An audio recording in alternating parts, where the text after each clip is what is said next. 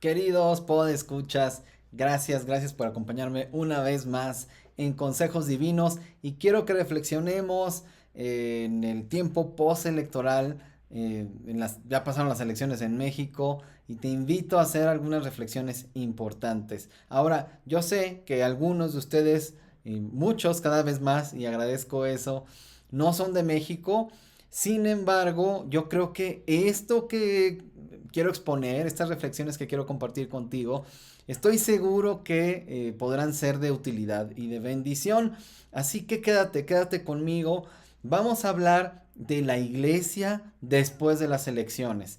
En Estados Unidos, por ejemplo, vienen elecciones en noviembre de 2024. En este momento en el que estoy grabando es junio de 2024. Hubo elecciones en México para elegir presidente, para elegir senadores, diputados, alcaldes, gobernadores en algunos estados. Así que, pues fue un ejercicio bien difícil. Cristianos quedaron divididos entre progresistas, liberales y conservadores y de derecha, izquierda. Algunos cristianos quedan de un lado y algunos quedan del otro lado. Esto es muy interesante porque uno pensaría, pues, un cristiano se tiene que identificar de un lado o del otro. Pero así, este reflejo de que unos cristianos quedan de un lado y otros del otro, del espectro político, esto es un reflejo también de lo que pasa con Dios. Dios no está en algún punto del espectro político. Dios no es de derecha, Dios no es de izquierda, Dios no es progresista, Dios no es conservador. Esas son cajitas en las que queremos poner a Dios, en las que queremos que Dios encaje en mi cajita. Si yo soy conservador, yo soy de derecha, yo quiero que Dios sea conservador y de derecha y lo meto en mi cajita. Si yo soy progresista, entonces quiero meter a Dios en mi cajita. ¿Por qué? Porque Dios tiene que estar del lado correcto y yo estoy de este lado, entonces Dios tiene que estar de mi lado. Y la verdad es que muchos no hacen el ejercicio de preguntarse, bueno, si quiero colocarme en un punto del espectro político, pues en cuál estaría Dios. Cosa que, insisto, yo no creo que sea así. A lo mejor tú sí. Yo no lo creo y te voy a dar mis razones. Pero al forzar, creo que algunos lo que están haciendo es forzar a Dios, que obviamente no se puede, para que entre en alguna de las cajas. Cajas humanas. Podríamos hablar de extremos, que siempre los ha habido, siempre ha habido extremos, pero no es que, yo no pienso que Dios se identifique con uno de los extremos, todo lo contrario.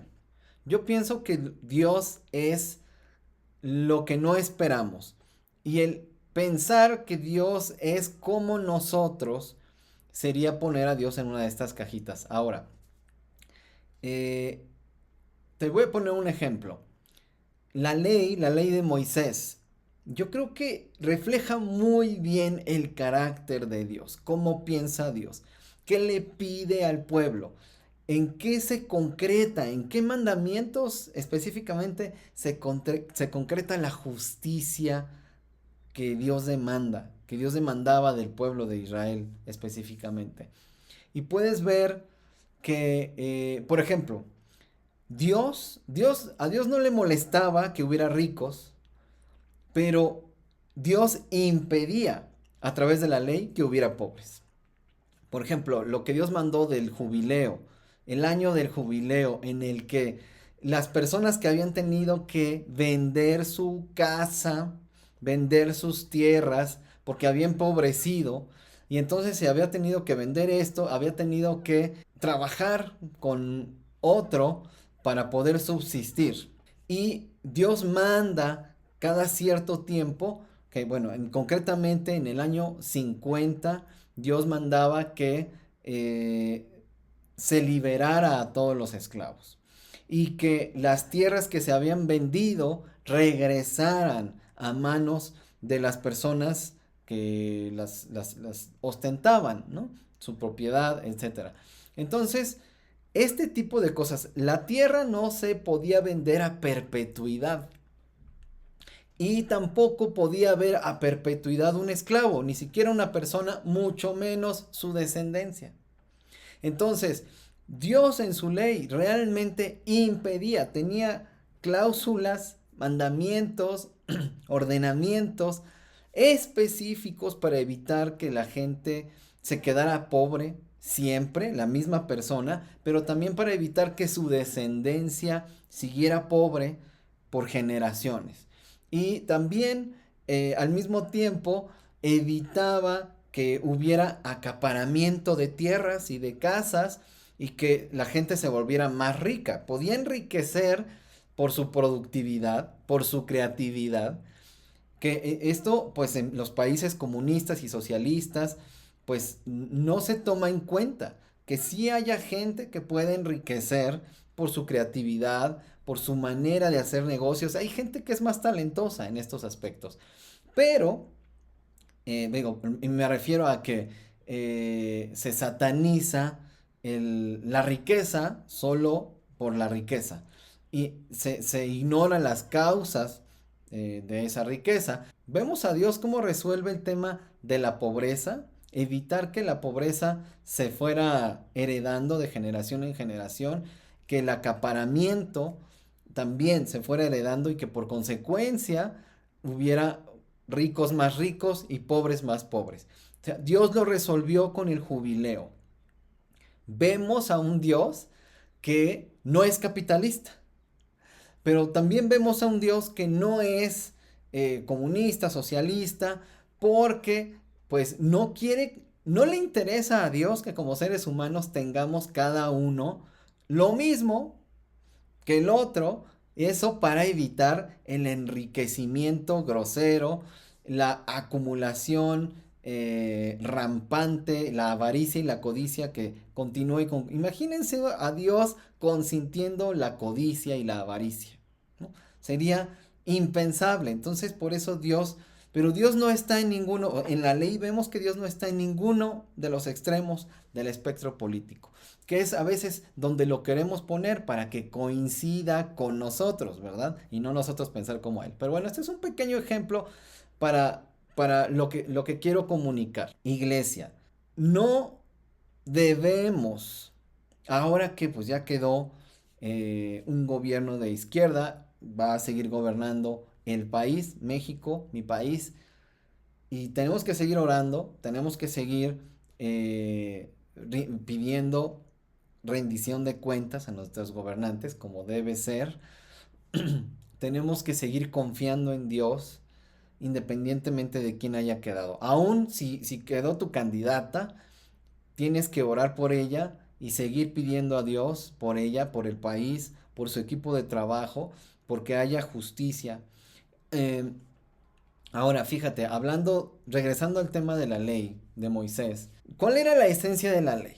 Algunos piensan que era lo ritual, algunos piensan que era lo litúrgico, y esas son precisamente las partes de la ley que quedaron, pues, abrogadas. Ya no se hace el sacrificio continuo, ya no se hacen las fiestas cada año, ya no se hacen las liturgias que están relacionadas con el templo. Bueno, porque ya no existe templo, ¿no? Básicamente es por eso. Sin embargo, Jesús sí explica cuál es la esencia de la ley. Y esto tiene que ver con la iglesia y tiene que ver con lo que sigue, ¿no? En cómo nos vamos a relacionar con nuestro país, con nuestro México, con nuestra sociedad, pero también cómo se debe relacionar la iglesia con su sociedad y con el gobierno también. Jesús, cuando está regañando duramente a fariseos, escribas y saduceos, y bueno, como referencia, Mateo 23, y Jesús les dice, pues qué bueno que cumplen con las cosas de la ley, y bueno, ¿quieren ustedes diezmar hasta la menta y el comino? No dice que estuvo mal eso, pero dice, ustedes abandonaron, dejaron, ignoraron la esencia de la ley. ¿Y cuál es esa esencia? Dice la justicia, la misericordia y la fidelidad. Traducido en varias Biblias como fe. Misericordia, justicia, fidelidad. Esa es la esencia de la ley y ustedes la abandonaron para solo cumplir con lo ritual, con lo litúrgico. Y dice, debieron haber hecho tanto una cosa como la otra. Bueno, eso en cuanto a la ley de Moisés. Esto tiene que ver con nosotros, porque votaron y con buenas intenciones por un gobierno que atienda las necesidades de los pobres, por un gobierno que ayude a los pobres, en este caso, pues con dinero, ¿no? Ayudas en efectivo. Y bueno, hay ayudas para madres solteras, hay ayudas para estudiantes, hay ayudas para los que terminaron de estudiar y van a empezar a trabajar, hay ayudas para ancianos, hay ayudas para grupos vulnerables, lo cual está bien. Sin embargo, yo quiero decir lo siguiente, como cristianos no podemos simplemente decir que lo haga el gobierno. No, yo pienso, estoy convencido, leo en la Biblia que el que nos preocupemos por los vulnerables, el que nos preocupemos, la caridad, el que ayudemos al necesitado, es una cuestión de la iglesia. Ahora, obviamente habrá gente que no comparta la fe cristiana y que se le llama filantropía, ¿no? Ah, pues ayudo. Bueno, pues qué bien, pero como iglesias tenemos esa vocación, está muy adentro, en nuestros huesos, por decirlo así. Así que como iglesias no debemos renunciar a lo que es parte de lo que somos, que es ayudar al necesitado, al vulnerable, empezando por nuestras iglesias, empezando por nuestras familias. Y no podemos con un voto, una boleta que pusimos en una urna, trasladar esa responsabilidad al gobierno, que se haga cargo el gobierno. Yo pienso que el gobierno, no es tarea del gobierno hacer eso. El gobierno tiene otras tareas en cuanto a infraestructura, en cuanto a impartición de la ley, en cuanto a educación, en distintos aspectos. Y bueno, creo que sí puede incentivar varias áreas para que, y sobre todo áreas productivas como el campo, para que funcionen y para que la gente no empobrezca y para que el campo no esté abandonado, por ejemplo. Pero creo que no es tarea del gobierno ayudar a la gente que lo necesita, porque pues hay un padrón de gente vulnerable y muchas veces esa gente no recibe la ayuda, muchas veces algunos mueren y el gobierno, pues alguien sigue cobrando ese dinero o queda en las arcas del gobierno porque está etiquetado para estos fines y entonces ese dinero el gobierno lo usa para otras cosas. El gobierno ya tiene demasiadas cosas que hacer como para que además haga una tarea que es de la sociedad. Y en mi caso como cristiano, pienso que es una tarea de la iglesia. La iglesia debe recuperar esta vocación. Ahora, muchas iglesias lo hacen, pero creo que como iglesias cristianas tenemos que ponernos las pilas en este aspecto y tenemos que abarcar más y ser más generosos y hacer más y no dejárselo a un gobierno, porque eso esto da pie para que la gente vote por este mismo gobierno, no haya transiciones, no haya cambios y entonces se enquiste en el poder un gobierno que con buenas intenciones reparte dinero a los vulnerables, pero finalmente ya se condiciona el voto, ¿sí me entiendes? Se condiciona el voto porque entonces yo tengo que seguir votando por este gobierno porque estoy agradecido, ¿no? Porque este gobierno es diferente, porque este gobierno nos ha ayudado a los que estábamos olvidados. Perfecto, estoy agradecido, pero también condiciona el voto porque la gente piensa, esto es real, la gente piensa, si no voto por este partido, estas ayudas van a terminar. Supe de muchísimos casos de madres solteras, de ancianos, de estudiantes, de gente que al cobrar su ayuda, al tener que ir a un banco del bienestar, que es del gobierno, además, que no debería tener bancos el gobierno, pero bueno, entonces van a cobrar, van a actualizar una información, lo que sea, y se les dice, oye, tienes que votar por Morena porque esto la oposición lo va a quitar, aunque ya están en la Constitución, los programas sociales. Bueno, se presta para malas prácticas, prácticas deshonestas, prácticas indecentes, prácticas inmorales, antiéticas.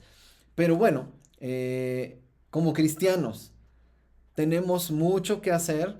Hay tantos ejemplos de cristianos que pusieron el amor en acción, pusieron la fe en acción, adoptando a los huérfanos desechados por sus padres en el Imperio Romano, eh, curando a los enfermos, dedicando tiempo y recurso a los enfermos olvidados por la sociedad, educando. Algunas de las instituciones más importantes de nuestro occidente, del occidente, fueron fundadas por cristianos para ayudar, ¿no?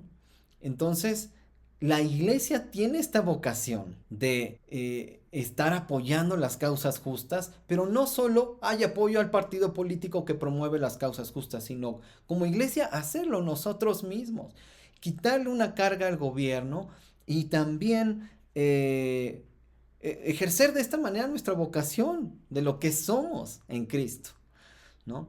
Eh, y es una pena que las iglesias en Occidente hayan renunciado a esto.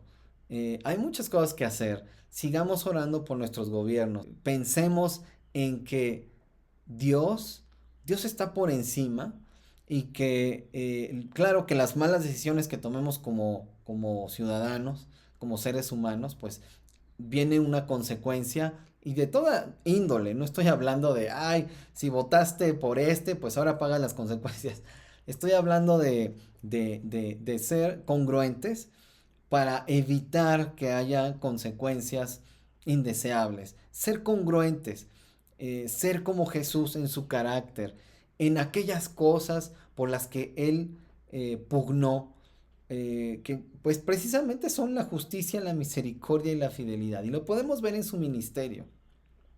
Es lo que tenemos que seguir siendo y haciendo como iglesias. Entonces, esta reflexión es la que dejo acá. Entonces, en los comentarios sigamos la conversación. Yo sé que algunos no estarán de acuerdo conmigo. Probablemente por ahí dicen algún comentario que podría desatar polémica. No lo sé. Sigamos la conversación en los comentarios, como hermanos que somos en la fe. Dialoguemos. Me parece que vale la pena hablar de estos temas. ¿Qué piensas? ¿Qué piensas? ¿Estoy equivocado? ¿En qué estoy equivocado? ¿O algo de lo que no hablé que deberíamos estar hablando también? Bueno, pues vamos a seguir la conversación por allá y gracias por llegar hasta aquí. Me despido, que Dios sea contigo y hasta pronto.